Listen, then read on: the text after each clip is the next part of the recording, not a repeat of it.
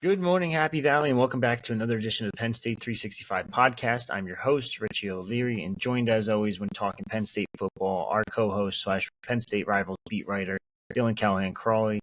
Dylan, some interesting news today as Keandre Lambert-Smith is no longer with the program. I believe he's expected to enter the transfer portal, but before that, I want to just introduce our sponsor once again. SeatGeek. SeatGeek is an amazing app where you can buy tickets the easiest way possible to just about anything from Penn State football to Penn State basketball to just about anything sports related.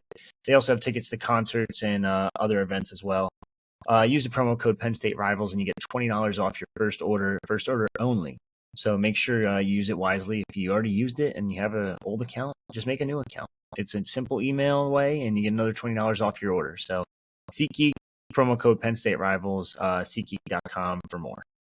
Dylan, as I just said before, Keandre Lambert-Smith, the team's leading receiver last year, is now no longer with the program, and Penn State has the worst wide receiver room in the Big Ten now. It's not great, that's for sure. But yeah, Keandre Lambert-Smith enters the transfer portal today, which not a shock to us. Mm-hmm. It was on Tuesday morning that we first received kind of a hint that, hey, this is something to check out. Our good, one of our good sources, who has been reliable in the past, continues to be very reliable, came to us, said, hey, there's some smoke I'm hearing about Keandre leaving the program. Yep. See what you can hear. That evening, he wasn't at practice. That smoke continued to come throughout the day. And yeah, this is one that we are not shocked by. This was Keandre Lambert-Smith is a player that we had a pre-write for in the initial offseason that he was going to enter the transfer portal. Yeah. We were kind of surprised that he came back, all things considered. Penn State has had concerns with his development on the field, off the field for a while now. He's a good kid, but let's be honest, that wide receiver room lacked leadership last year, and he was expected to be one of the leaders of that wide receiver. It was not all on him, but he was a veteran in that wide receiver. Yeah. And one of the big reasons Julian Fleming was brought in was to have that leadership. There was I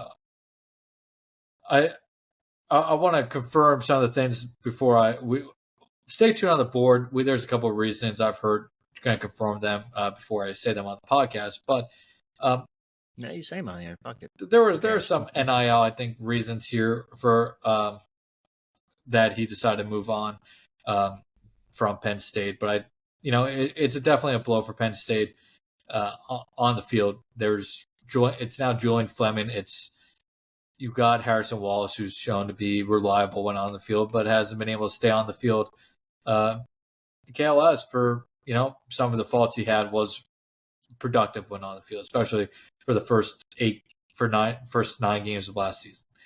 So it's a blow for Penn State, but it's not one that I think shocks any of us either. I mean, he definitely regressed when it went from 2021 to 2022, but then he had a really good Rose Bowl, so everyone's like, oh, great, phenomenal. He's back. He's going to be wide receiver 1. He comes into this season. He had an okay year. He actually had a decent year numbers-wise. He was a top 5 Big Ten wide receiver over the first, 6, 7, 8 weeks of the season, and then, legitimately disappeared the final 4 weeks. 2 receptions for 28 yards, and he had no receptions in the Peach Bowl. Do you blame Yursich? Do you blame the new co-interim OCs? That's up for debate, whatever. Yeah. But he was never able to put it together fully. And it does suck because you lose the team's leading receiver in a unit, like I said before, it was not good prior. Now, they added Julian Fleming. That's going to help a little bit. Right. But who else is like Harrison Wallace never stays healthy. Omari Evans, who was supposed to be good, never really played this past season. Yeah. Caden Saunders was a stud out of high school, hasn't done shit since. Like, what do you do now if you're Penn State? Yeah, they're in a tough situation. It's really going to put Marcus Higgins to the test this summer and fall of how Penn State's going to get this wide receiver core, ready for week 1 against West Virginia and then throughout the 2024 season, because the wide receiver room is probably what's going to end up making or breaking this Penn State 2024 season. If the wide receiver room can take that step up, they'll be fine. But if it's a repeat of last year, this probably isn't going to be a playoff team. So it's going to be really interesting to see how the wide receiver room just develops over the course of the next couple months and into the 2024 season and throughout the 2024 season, because there's just not a lot of, proof of production in that wide receiver room outside of Julian Fleming and of when Harrison Wallace III has been able to stay on the field. And like you said, Amari Evans didn't play last year. Caden Saunders has had a pretty disappointing career thus far. Good kid, but and at the end of the day, when it's on the field, it's a production thing. And Penn State hasn't had that production from that wide receiver room outside of Keandre Lambert-Smith and a healthy Harrison Wallace. But one is now gone, and the other one is not a guarantee. So I think it's pretty obvious. The answer here would be to hit the portal, but you landed Dante Cephas, who was a stud at a different school at Kent State. Now, obviously different levels, but a kid goes from 1,200 yards to 200 yards. Are they just bad at evaluating it? Or is the portal even the right answer? I don't think you have an option technically. So it's tough because any good wide receiver in the portal is automatically going to demand just such a heavy NIL pull from anywhere they go. It's just how it is. So you got to hope you can find a Mitchell Tinsley out there. That's really what you got to hope for. And even that is going to cost quite a bit in NIL. So it's going to, there's not an easy answer. And to make matters even more difficult, Penn State's well over the scholarship limit right now. We have them at 96 or 97 right now. Either way you put it, you're looking at between now and the beginning of the 2024 season, which I think is slated right now for Penn State on August 28th. They need to say goodbye to at least 10 players. 10 plus, 10 plus. And if you're going to go out and get somebody out of the portal, you need to say goodbye to more.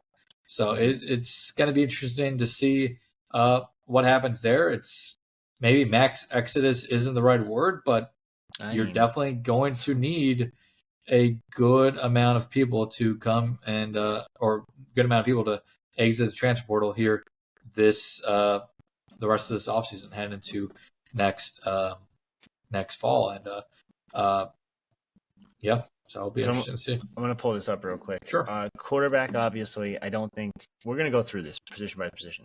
Quarterback, I'm assuming you feel the same way. They're not going to lose anyone. Not right now. After this season, I definitely think it's going to be something to watch, but right now, no. Running back, potentially, maybe? Yeah, I mean, before this season, tough, but there's potential there. I mean, two freshmen, I can't imagine two true freshmen. I can't imagine they're leaving in Martin Smith. Wallace is already pushing for RB3. Yeah. Montgomery, maybe? Montgomery definitely becomes, if any, just the one name to watch. As James Franklin has said before, he hasn't gained the weight, which has kind of hindered his development. I don't think Penn State would necessarily want to give up on him just yet. And I'm not saying by him entering the transfer portal they'd be giving up, but if there's a name in the running back room, it would be him. Wide receiver, I think it's clear as day. These guys aren't producing by year 3 technically, because if it's bold and italicized like this, that means they're a red shirt. So that'd be year 3, and these 3 haven't shown much. 4 haven't shown much. It's there's your mass exodus. Quite frankly, there's a handful of names on this list that could leave, and I wouldn't be surprised. I mean, I think the only guys that would truly surprise me at this point are, quite frankly, anybody who's not Brown, Denmark, Gonzalez, or any of the juniors and seniors would surprise, anybody else. So Taylor, Flowers, Ivy, Johnson, Saunders, any of those necessarily wouldn't, surprise me. Yeah, no, I totally agree with that. I would say McLean wouldn't shock me because he hasn't really done much. He's not. I know he's still there. He didn't do much last year, but I think there's still plenty of potential there for a nice season this year. Plus, he's a solid special teams player, which they do enjoy having. Same thing with Mega. I mean, Mega hasn't done anything at wide receiver, obviously, in forever.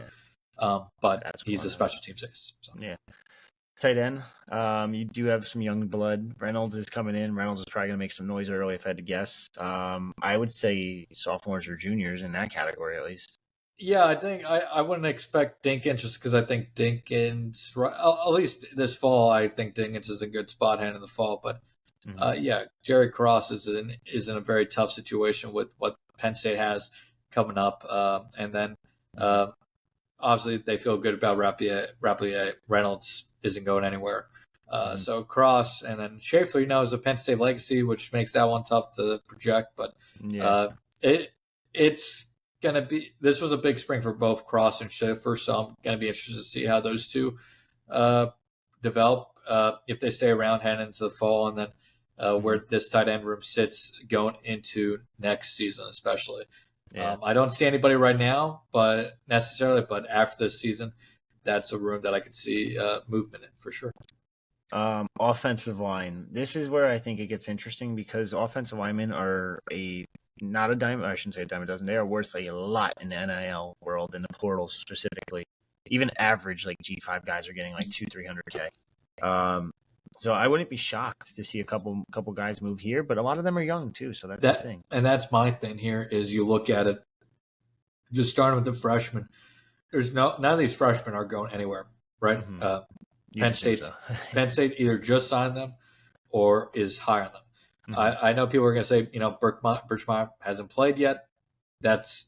People forget that Birchmeier also was a wrestler in high school.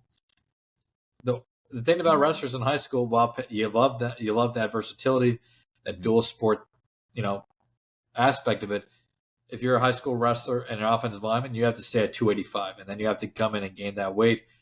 It hinders your development to a degree. So I think still plenty of there about Birchmeier, but none of those guys are going to transfer. I think Vega, Arone is in a fine spot. Shelton's obviously in a very good spot. Mm-hmm. And then Dawkins, Nelson, and Wormley are all going to play this year. The only one who's not going to, probably see a ton of time is Israel Kumba, but I don't really see him leaving necessarily at this point either. That's the thing. If he can get a starting gig somewhere, I don't know if he can though. That's the issue. Right. Maybe he leaves. Dawkins, if Dawkins doesn't win that center job out of spring, maybe you consider it. Maybe because he could. I think he could start at some spots. I don't know if he'll get the starting job at Penn State or not. And even if he does, is he going to last the whole season? That's right. To be determined. But definitely an interesting position battle. Watch with or without any potential impacts afterwards. But yeah, definitely a lot of bodies on the offensive line, but just don't really see anybody leaving this spring. But this is the tough thing. We've gone through a couple positions now where we've said it's tough to see anybody leave, but the math says that there are going to have to be people who leave. So most likely somebody we don't expect to leave is going to have to leave. Yeah, I would think Dawkins there for some reason. I just don't think if he doesn't win that job, I think he might be out. But then again, they might just play it off and be like, "Hey, you're still competing. Let's figure this out later in fall camp." Yeah, and I mean you're competing against a true freshman. There's, Penn State suffers one injury at center. It gets messy. So yeah, of course. Defensive end. This one's intriguing for a couple names, but I think for the most part, elderclassmen stay. I don't know. Yeah, I mean you look at this. All the freshmen are gonna obviously stay around. Jamil Lyons, they love. Carter and Dennis Sutton aren't going anywhere. Townley is interesting. He entered the transfer portal last year before coming back. What's his story going to be going forward? Mm-hmm. Fisher, Vanover, and Vilbert, I think,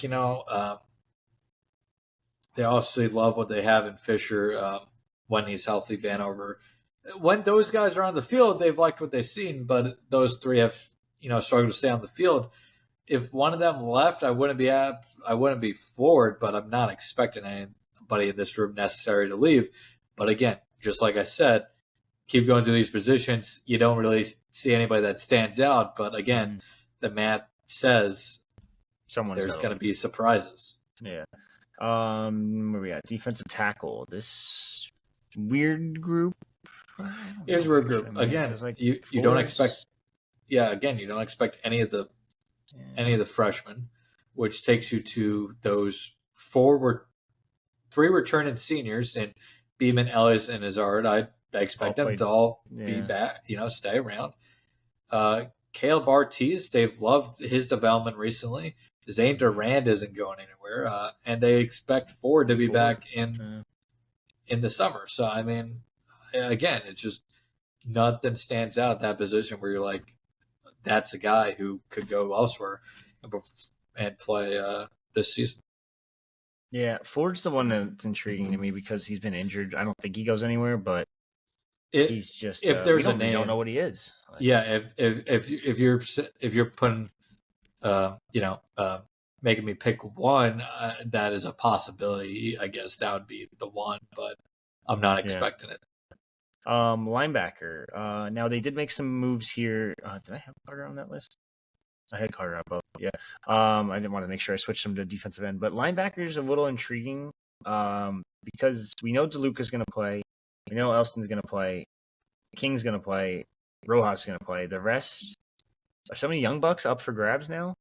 Or potentially leaving? This is like you said. We know Rojas is going to play. Robinson's been having a very good spring. I think he's going to play. So that takes him out of the run. Mills did switch from linebacker or safety to linebacker. Mills, was once a top JUCO prospect, just hasn't panned out at Penn State. So that could be a name worth considering there. Keon Wiley has been out the last few weeks of spring. So his future is a little cloudy, but I think they love the potential there, which makes that one tough. I think there was some talk on our boards, too, about a little potential injury there. Right. So that's something to watch going forward. But like you said, Elston and DeLuca and King are all going to play. Yeah. Rojas is going to play. Robinson's going to play. Keys is somebody they're very high on. He's going to play. And then Jackson and Specca are, probably red shirts. So, again, this one's tough. If anything, you look at Mills as a guy who hasn't really done much in his time on campus as a potential departure, but that would be the one I guess that stands out the most in terms of potential. Cornerback, a lot of freshmen, a lot of second years. They just added a couple dudes. And Harris. I don't see anything that pops out here. Maybe Collins. They already transferred once, so I don't know if he already transferred once. He did see time at the end of last season, but depending on how this, we're missing, and plus we're missing Kimber on this list. Oh yeah, that's who we're missing. So we're at 98 now. Yeah. Damn. So, again, add another. Now you're at. Now you're at. Now there's more that has to leave. Yeah. Again, so depending on how the depth chart fills out, I guess Collins could be in that, but Miller ain't going anywhere. Washington ain't going anywhere. Tracy played quite a bit as a true freshman. And then the true freshmen aren't going anywhere. We know that. Yeah. And it's a good group, too. Belgrave short. Yeah, very good. I can't wait for him. Safety. I know they moved Mills out of this group. Reed, Winston, probably going to start. Wheatley, always a significant rotational guy. Right. Max played a lot as a freshman. Yep. He's going to be a big part. Lane could move to linebacker eventually with his size. Yeah, that's fine, but I don't think he leaves over it. Dakari Nelson, same thing, but I feel like it's a big spring for Lamont Payne, but that's everybody else. But it is. I don't mean this as a slight to Payne at all, but it's one of those, like, if it's not Payne, I don't see who's leaving that room, and I don't necessarily think it's gonna. I guess Payne isn't somebody that I'd be surprised about, but I'm not expecting it right now either. But again, I said it twice, I'm going to say it again. The numbers say that somebody has to go, so they